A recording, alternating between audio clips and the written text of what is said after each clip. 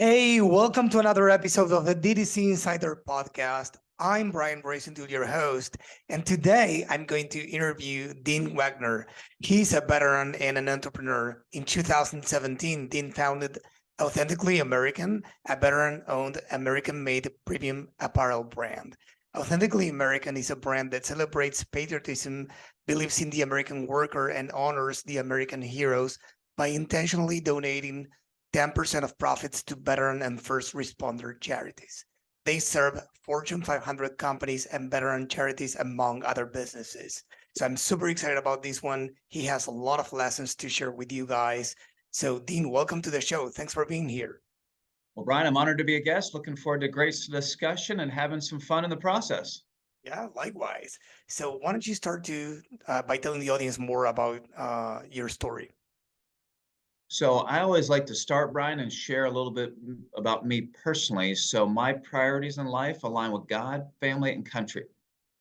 And my wife, Kelly, and I, we've been married 28 years, and we've got four amazing kids. So we have two daughters, 24 and 21. We have an 18-year-old son, and we have a 13-year-old son we adopted from Ethiopia. So family is incredibly important to me. And from a country standpoint, I had the privilege of graduating from the United States Military Academy, West Point, in 1993. And I went to flight school, learned how to fly helicopters, and then had a unique opportunity after flight school to go to the Army Special Forces Ranger School and serve 7 years active duty, Brian. And there are just some incredible memories I have of the amazing men and women I served with who were so committed to protect, preserve, and defend our great nation. Wow. So it seems that you have very clear which your priorities are. Do you think that, or does that happen in business as well? I am thankful to have that right now, Brian, because you and so many of your listeners who are in the entrepreneurial space will know that it literally could be 24/7. And I think it's important and something I'm very intentional about when it comes time to the end of the day. I make sure that I'm home for dinner with the family. I make sure that I'm home to coach, just overall there and present, involved with the family. Because if we ultimately deliver on our vision to build this iconic American brand, but I don't have a family anymore, my wife hates me, my kids don't want to see me, it's all for naught. So I think it's important to understand that, it is going to be very time consuming. It's going to be intensive and it's going to be hard work to build something that's truly special, but you can't lose sight of what's most important. Yeah, I agree. I share the same values as you, or some of the same values, such as family. I've been with my wife now for 14 years. I cannot imagine what it's like to be with her for, you said 28? 28 years, yes. And you've got twins as well, right, Brian? I have twins, yeah. I couldn't even imagine because ours are separated by 3 years and we had a little bit of space, but you had two at the same time and two in diapers at the same time. That was a lot. During the pandemic, if it wasn't enough to have twins. So yeah, see, I was saying what I was saying about the the priorities and what you mentioned, because if we if we talk about business, right, it seems like you were talking about your core values, right? It's like what you value in life. So I guess that for many entrepreneurs, if not for all of them, or for all of us, I would say, is really useful, and I would say important to have them present, right? To define them, to know what we stand for, what we value for us and for our team. Do you agree?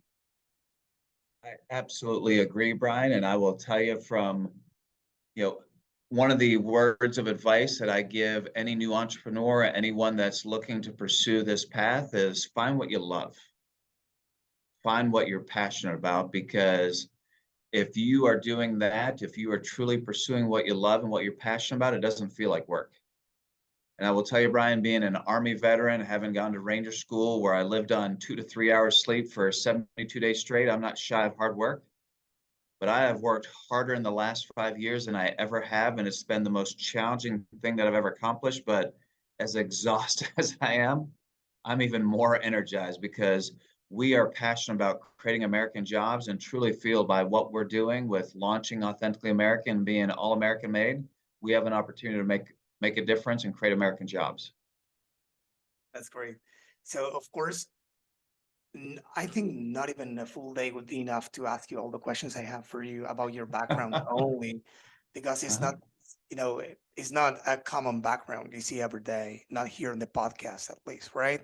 So I wanted to ask you at least which lessons do you think that you take from, being a pilot, being in the army, that you apply today as an entrepreneur? So I would say two that I would highlight, Brian. The first one I touched on a little bit with Ranger School, because if you are building something from scratch, you are building your baby from a blank sheet of paper, it's a lot of work. And after the Army, I worked at big companies like Procter and Gamble and Mars. And part of the reason I'm exhausted is everything I took for granted at those big companies, we've had to build from the ground up. So I think if you are new to the entrepreneurial space, if you're thinking about getting into it, I think you fully need to understand that it's intense. It's a lot of work, but anything in life that's worthwhile is not going to be easy, but it is incredibly fulfilling. So I think that is one, Brian. And I think the other one is the Army and the military in general is very intentional about planning. In the Army, they have what they refer to as the 5-paragraph OPOR, the operations order, and very intensive around planning. And I took that lesson when I first launched my business and built a very robust, 3-year business plan with a pro forma financial forecast. And it didn't go exactly as planned, but what I found, it's a lot easier to adjust and deviate your plan than it is to come up with a whole new plan.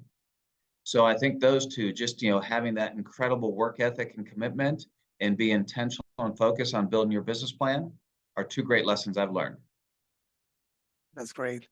So I wanted to go over some of the key check boxes, at least we have been discussing here in the show lately, that we see by talking with many e-commerce brand owners, that they are checking to have the success that they have. So in this case, I do see that you check many boxes. So I wanted to go over them if you are okay with that. And one Of of course. them is, well, we discussed, for instance, the core values that you have. So what about how did you come up with them? Is it part of your essence of who you are, or do you were starting from scratch, as you said, with a blank page and you didn't know what those values were? So it was starting from scratch, but let me make a disclaimer first because, Brian, we're a consumer brand. We're in the apparel business, and our unique point of differentiation is we're American made.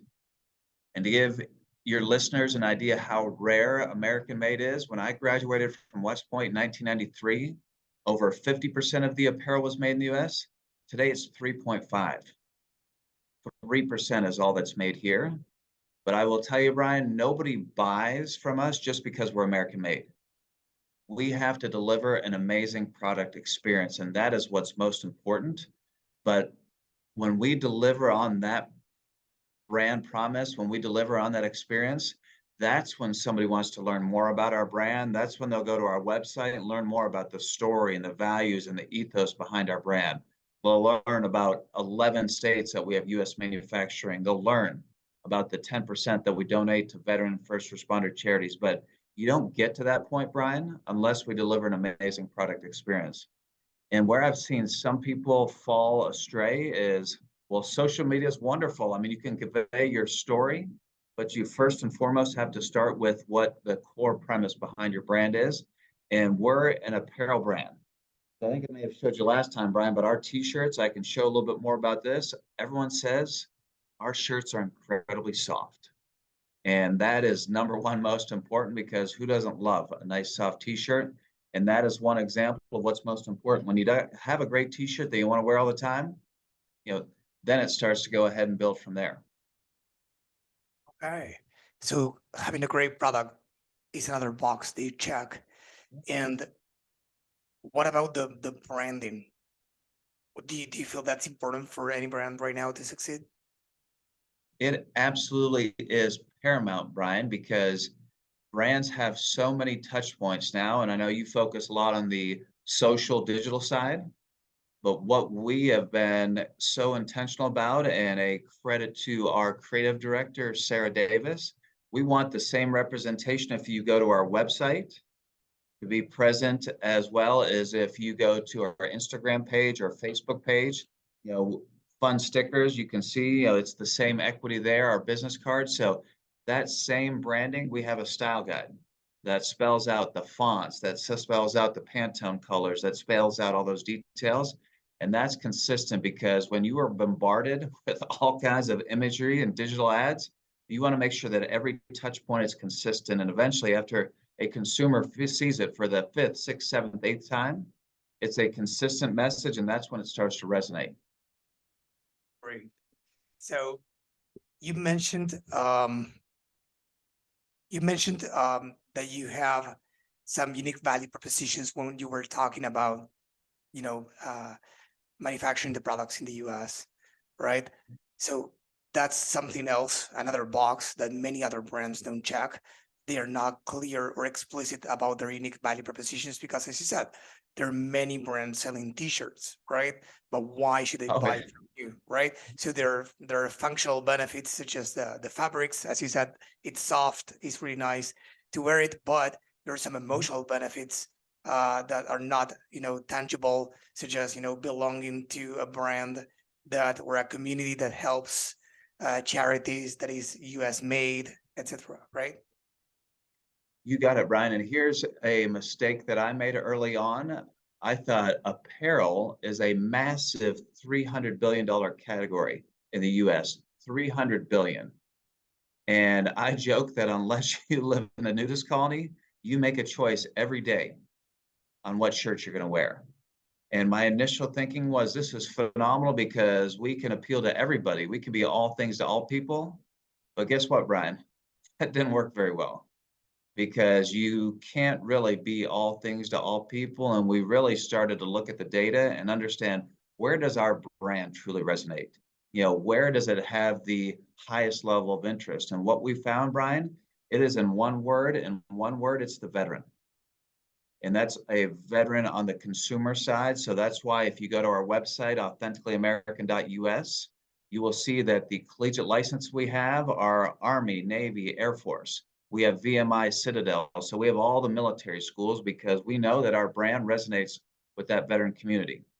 We also know on the 80–90% of our brand where that business is on the corporate B2B side.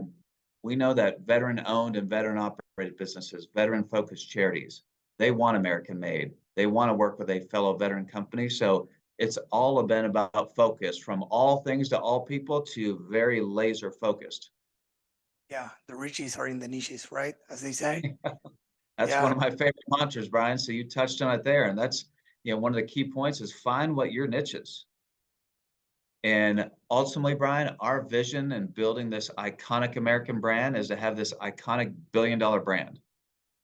And you don't have to be a mathematician to do the quick math and realize that if you want to be a billion-dollar brand in the apparel industry, you don't have to be all things to all people. You do the quick math, that market share is 1/3 of 1%. So to your point, the riches are in the niches. Exactly. So you mentioned that the vast majority of your business, and correct me if I'm wrong, is B2B. Is that correct? It is. It's about 85, almost 90% is more corporate B2B focused. Okay. And from what I understand, you work with Fortune 500 companies, right? So how did you land them, right? I mean, because everyone, listening to this or watching this episode is like, oh, I started a brand, I check all these boxes, but I don't work with Pepsi or these brands. How is this guy doing it, right? Well, Ryan, it gets back to focus and understanding who your target customer is. And I'm assuming you've never heard of a acronym called an ERG, an Employee Resource Group. Yep. I had not either until 2 years ago. So Procter & Gamble reached out and they said, Dean, we have all these veterans in our ERG. We want some custom polos. We don't want Nike. We don't want made in China. We want to partner with you. Can you help us? And I said, 100% we can, but what's an ERG? I had had never heard of this. And they explained that, ERGs are employee resource groups. They're part of the whole DE&I. It's big in the diversity space. And every Fortune 500 company, every company for the most part with 1,000 or more employees have them. And there's an African American ERG, there's an Hispanic ERG, a veteran ERG, amongst others. And it's designed, Brian, to be that small little affinity group, that connection within this bigger company. But we learned two important things, Brian. One is these small little affinity groups have thousands of employees. A Fortune 100 hospital company, HCA in Nashville, that we started to work with, they have 30,000 veterans. 30,000 veterans. And I'll give you as well just the laser focus, because in year one, I thought Bank of America. I thought, what a great big company with a name like Bank of America. There would be logically interest in Authentically American. And I asked a few people, I'm like, well, who do I talk to about Bank of America polos? Brian, people would give me that glazed-eyed look like I have no idea where to even start, because we're such a big company. But when I say, who is the leader of your veteran ERG? They're like, well, I know who that is, or I can go ahead and, find out who that is very quickly. So again, it's reinforcing that lesson on focus. That's great. I mean, great for you that something like that exists. That is actually for you, and it seems like it was waiting for you to be there for them, right? You got it, Ryan. And what I tell everybody, we've been at it 5 years, and we're on the verge of being that overnight success story, 5 years in the making. And I'll show you one of our most innovative products. And I mentioned how soft our t-shirts are, but we also have this fun custom design. So most people may be listening, they probably can't see, but what's pictured now is one of our collegiate designs. It's my personal favorite. It's my alma mater, and it says, printed, Go Army.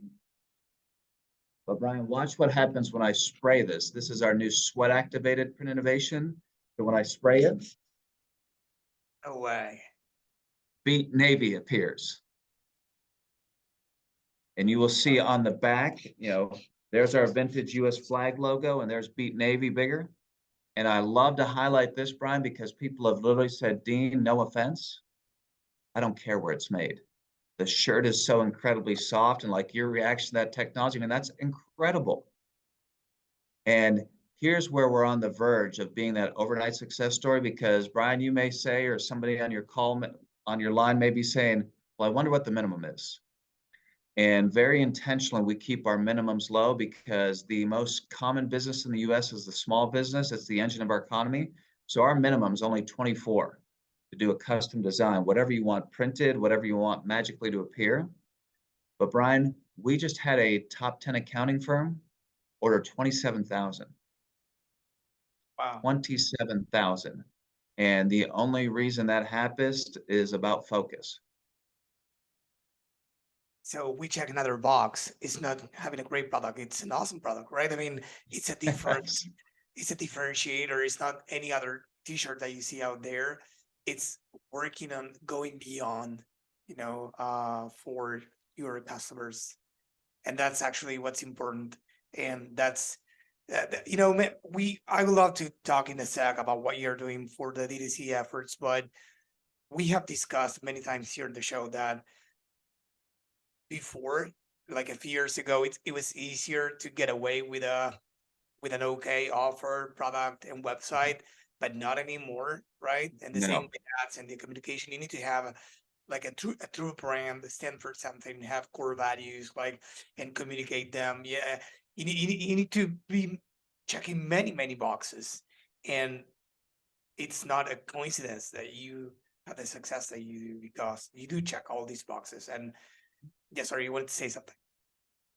Now, I was going to say, Brian, and apparel is like many categories. It's ultra competitive. Yep. And on that consumer side, we're literally competing against brands like Nike and Polo and Under Armour and North Face. And they all have millions of dollars to spend on marketing and advertising that I don't have. So you reinforce how critical it is to have that, not only just a good product experience, but that awesome product experience. It's also important to make sure that your story and the essence behind your brand is very clear. Exactly.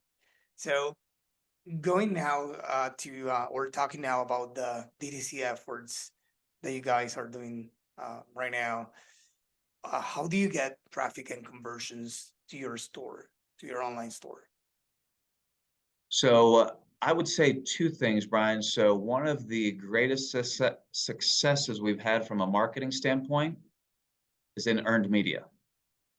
And back in my days at Procter and Gamble and Mars, we literally would have a Super Bowl ad budget, which my marketing budget's about this big. So we're not running any Super Bowl ads. And we thought, although we don't have a big marketing budget, what we do have is this great feel-good American story. So the idea was, how do we get as much free press and PR? So how do we get, for example, national TV exposure? And we've been blessed to be on Fox and Friends or Fox Business, Newsmax, Forbes magazine. We've been on Sirius XM radio. And it's incredible, Brian. When we're on national TV, it is like an earthquake hits. Almost immediately, there is a spike in traffic and the sales follow. So that's been the biggest driver of traffic, because I can't afford that level of advertising. But what we've done is really worked with email, because when they make an order, we get their email, and then we use Klaviyo. And we're really starting to get deep in understanding purchase intent. And if somebody bought, for example, one of those amazing t-shirts, would they be interested in a pair of our fun socks? These fun patriotic socks. Or if they bought socks, would they be interested in a polo or a hoodie? So my team is really digging in deep into Klaviyo and understand that once we have them as a customer, how do we continue to delight them? Yeah. And you have, I guess, a lot of education to do with your audience. You can inspire them through your story, the brand's story as well, the values. There's a lot of, I think, community, essence behind your marketing because of the nature of your company, right? You got it. That's awesome. So yeah, do you do anything else for your acquisition? You mentioned that you do well TV. That's awesome, and I would love to know how you got in national TV, right? But we can talk about that in a sec. But do you do any digital marketing efforts such as paid ads, affiliate marketing, or anything else, or only organic? We've done a little bit of digital, Brian, but back to apparel being ultra competitive, it's hard. And the algorithms keep changing. And what the biggest challenge is, it's ultra competitive. So as a new brand, I bet most of your audience, 99% would be saying right now, Authentically American who? Never heard of them. So if you see a digital ad behind our branding, you don't really have that association yet. But where a lot of our focus now, especially now that we're fully coming out of COVID, is on event-based marketing. Because when people can see and feel and touch our product and see how amazing it is firsthand, that's when they're going to go to our website. And that's what we found is, probably in a few years from now, we'll really start dialing up the digital, because we'll have a bigger presence. We'll have even a bigger, brand footprint. But right now, we've found it's the old grassroots events and marketing and activities like that that really help drive our brand. So do you go to trade shows? We do, and a lot of them are more focused on the corporate B2B side. So back to focus, these are oftentimes a veteran or military focus behind the trade show. But then what happens is a lot of the exhibitors there are potential clients of ours. Right, right, makes sense.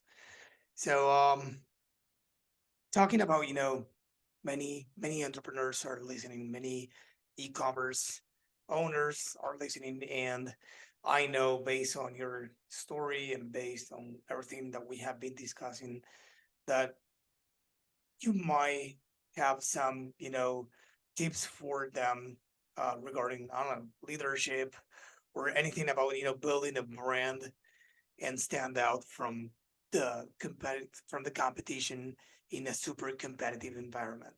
So do you have any tip for them? So I've been blessed, Brian, with some incredible leadership training and experience, and that started at West Point.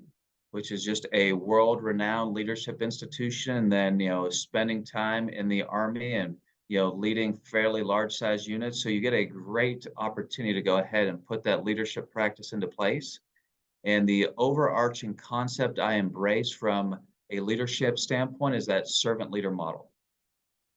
And I've had people say, well, Dean, that makes sense. I get the concept, but what does that practically mean?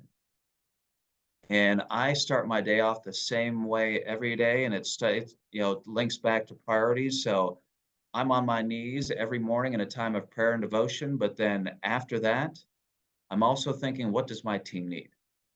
What do they need to be successful? What are any barriers or issues that are getting in their way? And what I found is if you are setting your team up for success and you're providing what they need, then they're able to go ahead and do incredible things. But it takes me as a leader to be able to help, be in that position to help them. Okay, that's great.